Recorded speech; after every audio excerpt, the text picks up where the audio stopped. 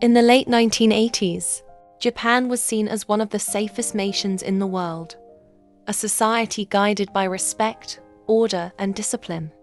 But in November 1988, a horrifying crime shattered that image. This is the story of Junko Furuta, a high school girl whose death would leave a permanent scar on the nation's conscience. Junko Furuta was a 17-year-old student from Misato, Saitama Prefecture. Friends described her as cheerful, hardworking, and polite. She dreamed of working in electronics after graduation.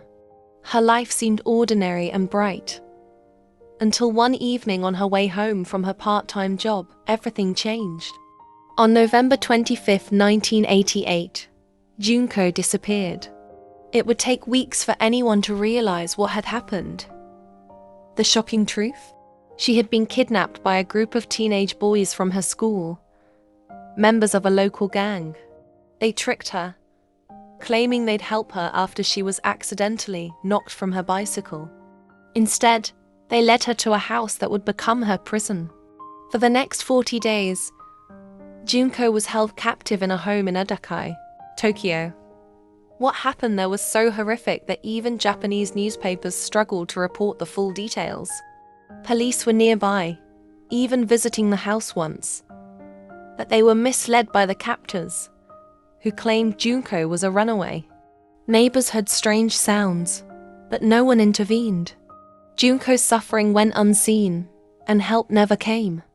In January 1989, after more than a month missing, Junko's captors committed one final cruel act and attempted to cover their crime. They placed her remains in a concrete-filled drum and dumped it in an industrial area in Koto, Tokyo. It wasn't until police investigated another crime involving the same group that they made a chilling discovery: the drum and Junko's identity. The trial that followed outraged the nation. Because the perpetrators were minors, their names were initially withheld under Japanese law. Their sentences, ranging from 5 to 20 years, were viewed by many as shockingly lenient. The public demanded change. If the crime was so adult in nature, why were the offenders protected as children? Junko's family, devastated, petitioned for stronger punishment. The case sparked national debate about juvenile justice, gang violence, and the failure of bystanders who could have intervened. Over the decades, Junko's story has been retold through documentaries, books, and discussions online, not as sensational horror, but as a reminder. It reminds Japan and the world of the dangers of apathy, the need for reform, and the courage required to speak up when something seems wrong. Junko Furuta's name became a symbol of innocence betrayed, but also a call to protect the vulnerable, to notice signs of abuse, and to ensure justice truly means justice. Junko Furuta's story is not one of violence, but of remembrance.